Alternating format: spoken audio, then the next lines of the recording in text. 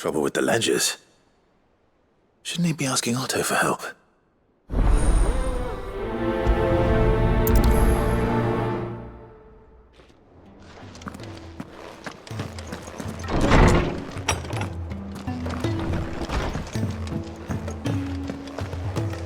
If it's knowledge you seek, we've tomes aplenty to guide you in your search.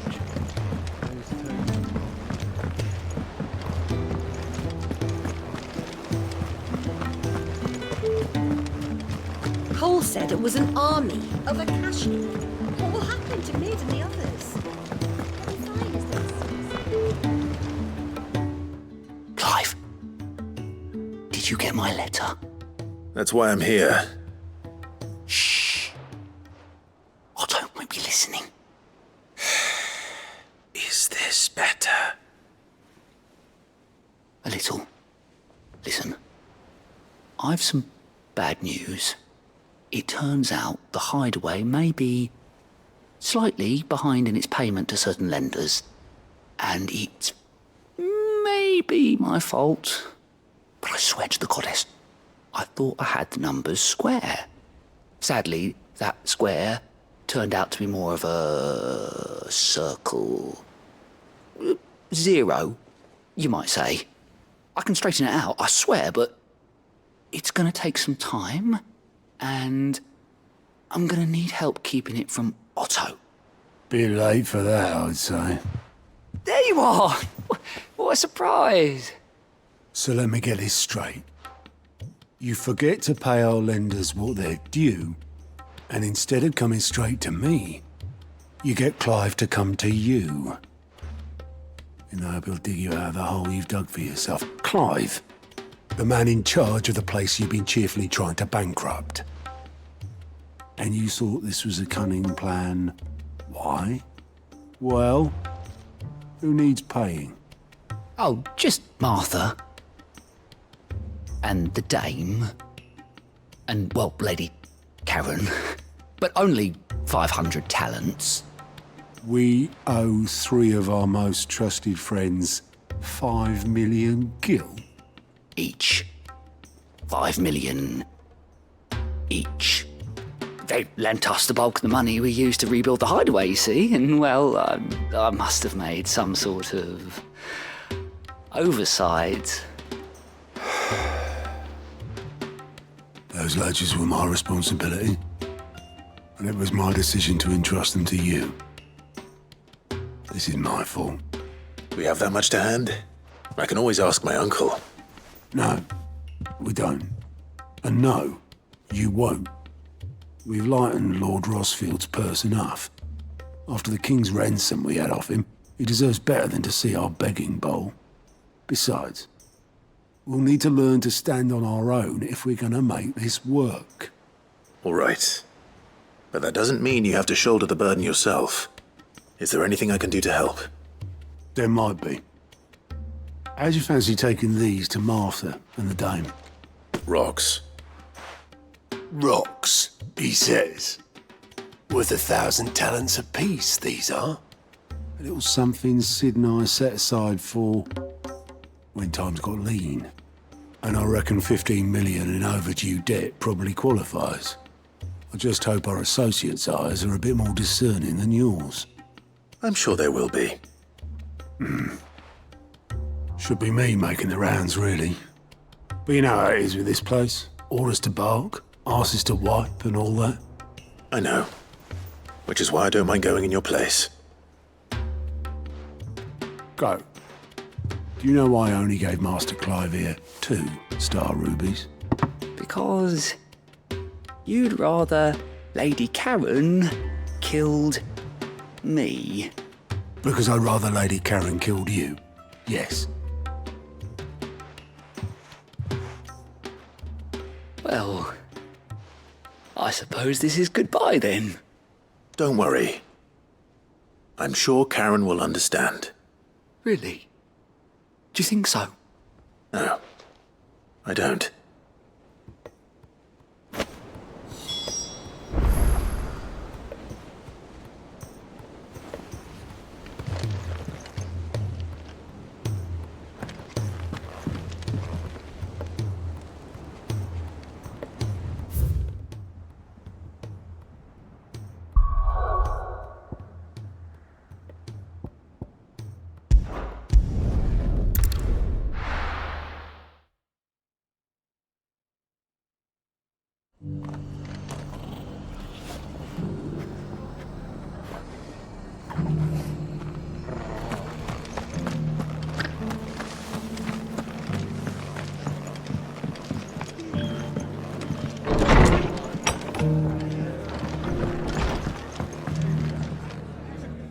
Clive, we weren't expecting you.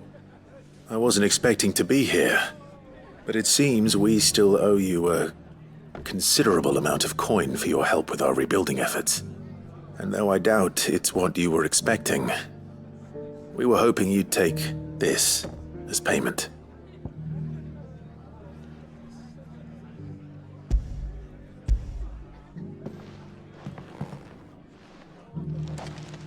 A star ruby? I can't accept this. It's worth at least twice what you owe me. More if you can find yourself the right buyer. Think of the difference as interest. Interest? If word got out I charged that much, no one would ever borrow from me again. Anyway, why are you the one here asking me about this? I'd have expected Otto. Bit much sending the Lord Marquis out to settle your debts, isn't it? The old goat working himself to death again? Something like that.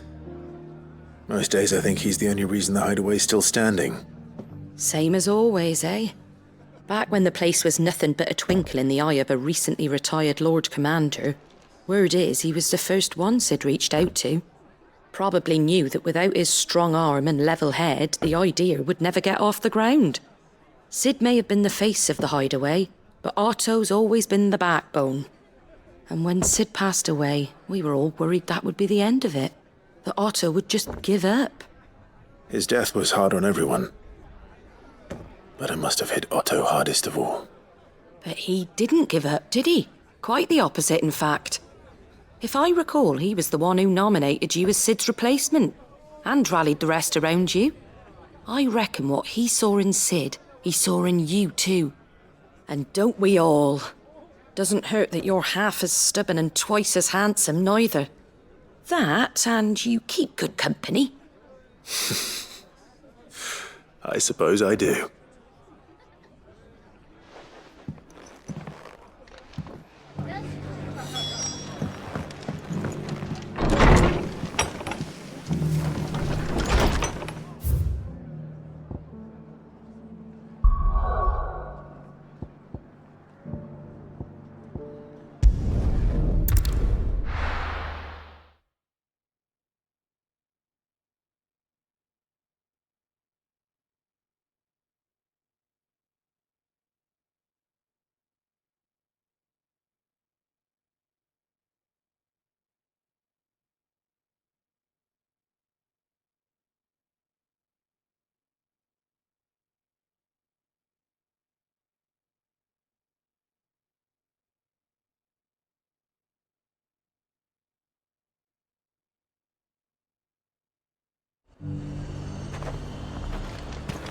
Nothing like a little unrest. Let the day be. There were ghosts at the gates not days ago.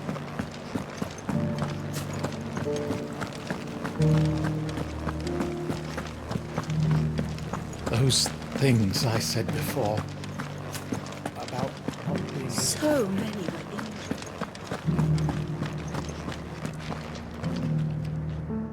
Milady, I come bearing gifts. Gifts? Whatever is the occasion.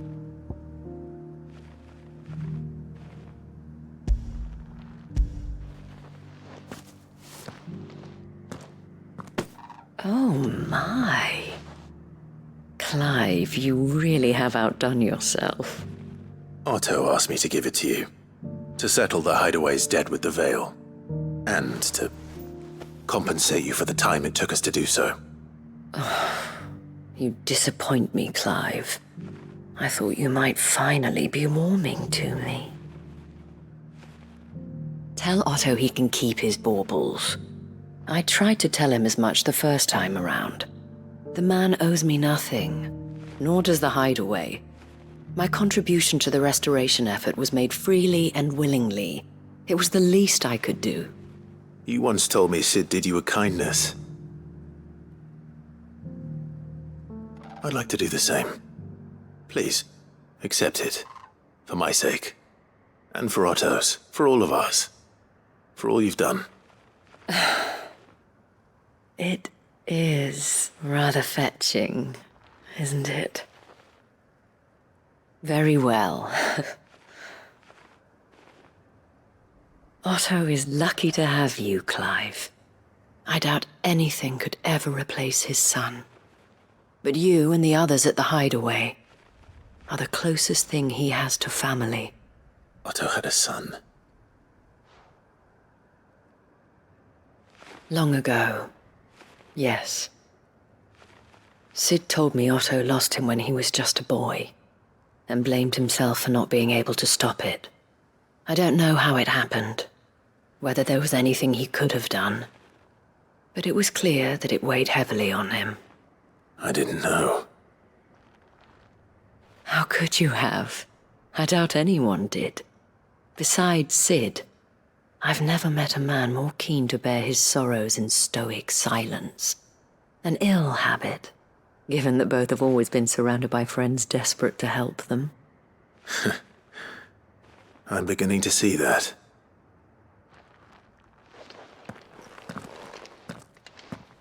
Goat will want to know the stones were delivered. If he's still with us.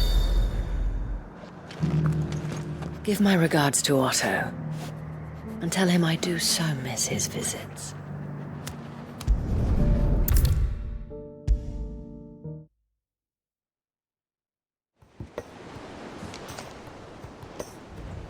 Goat. Still alive, I see. So Lady Karen accepted the ruby.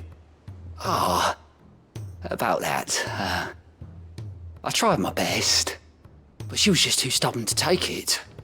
She threw it right back in my face, in fact, and told me I could stick my stupid stone where the sun don't shine. Karen refused payment. I hope it wasn't something I said. I'm sure you were as tactful as ever. Let me see what I can do. Wonderful. I hope you have better luck than I did.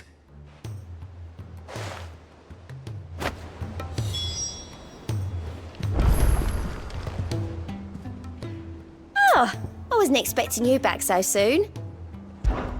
Come to claim your just desserts? You earned this. Come again. I may have more for you.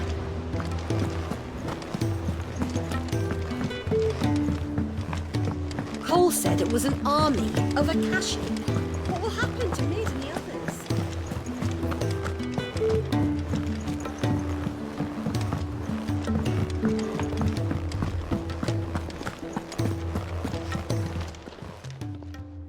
Lady Karen, Goat tells me you weren't happy with our offer. Would you prefer the debt was repaid in coin? What debt? I don't recall lending any of you like me hard-earned gil. I may have tossed a talent or two in the Hideaway's coffers, but those were donations, and you can hardly call it charity if you go asking for it back.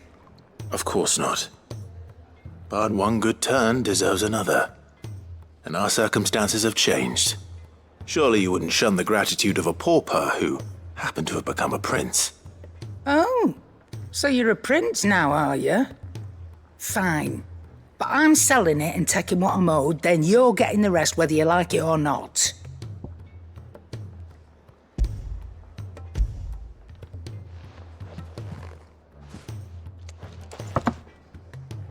Where'd you even get this? A decent trader might nab 1,000 talents for a star ruby. A canny one, meanwhile, might claim it were nicked from the belt of Sid the Outlaw himself and ask twice as much. Might be I already have a buyer in mind. Might be you even know her. A fine continental maid whose beauty's only eclipsed by a guile in commerce. You wouldn't mind, would you? Not at all. Just be sure to tell her that it's always a pleasure doing business.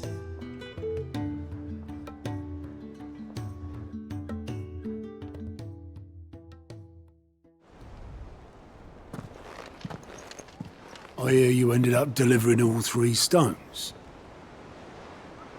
Thanks to this lump. I sometimes wonder what I pay you for. Speaking of which, I still haven't been paid last month's wages.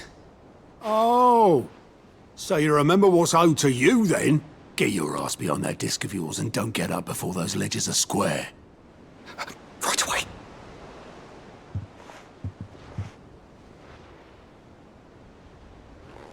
I've seen that before. You have, yeah. Plenty of times. It was the only goblet Sid ever used, either out of habit or because the filthy sod couldn't be bothered to find a clean one. I knew so little about him. Like most people. Martha and the Dame both seem to have fond memories of him. I bet they do. How long did you know Sid before he... Before he died. 20 summers, give or take. Back in the day, I was a purser on a trade ship, which is where I met him. He bought passage to... I forget where. And having nothing better to do on the long nights, we sat up drinking Island rum till the morning bell dragged me back to my duties. Quit my post not long after that.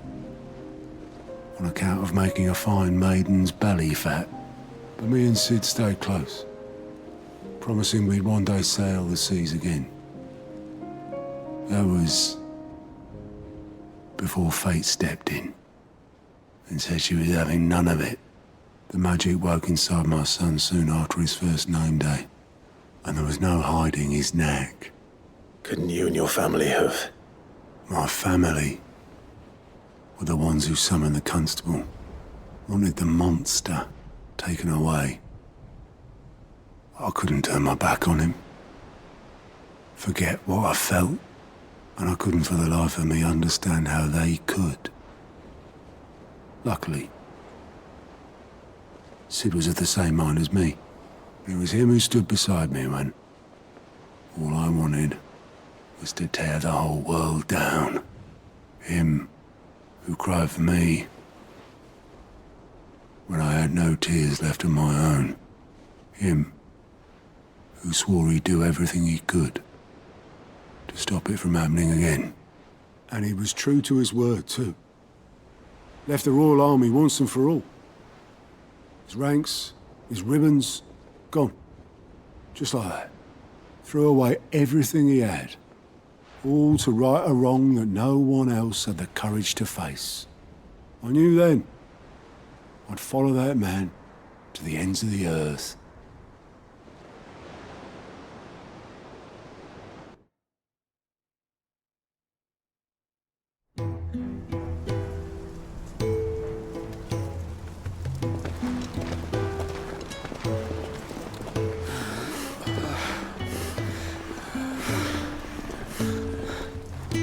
He was always too clever for his own good, was Sid.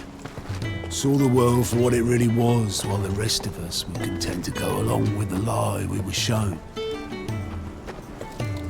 And it can't have been easy, bearing that burden alone.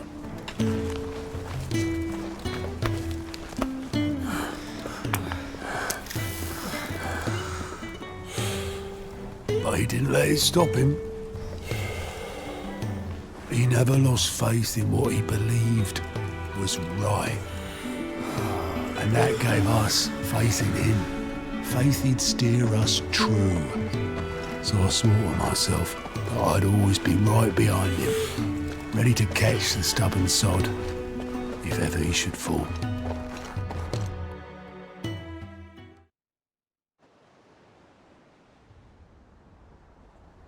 But I couldn't even do that.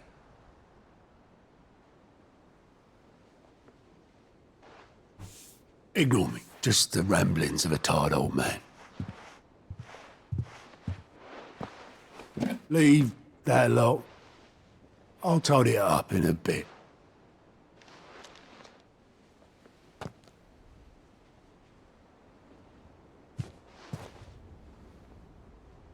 This is Sid's handwriting.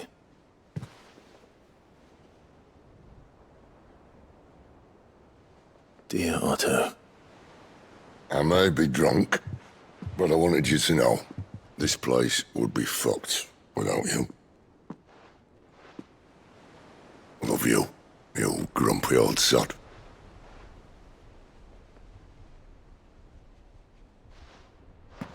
This note. What about it? Sid was right. Without you, we'd all be lost.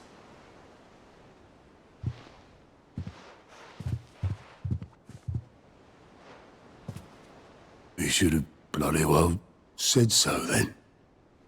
Just once. Before he went. But then, why would he? Him, or anyone? I'd only have told him to piss off.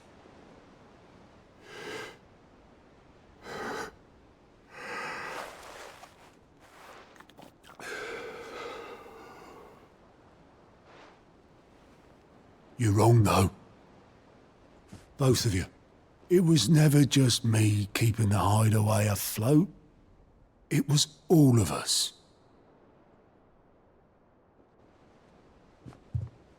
I just shoved people in the right direction, and I barely seem to be able to do that anymore.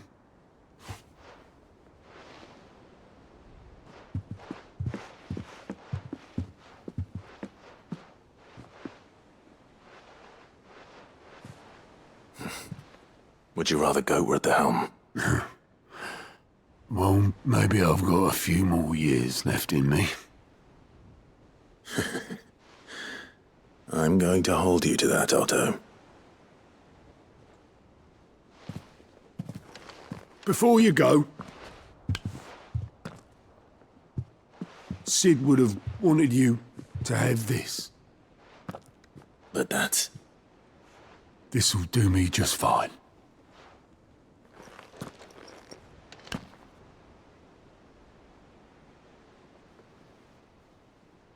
Thanks for the ray of sunshine. I'll see if I can't pay you back.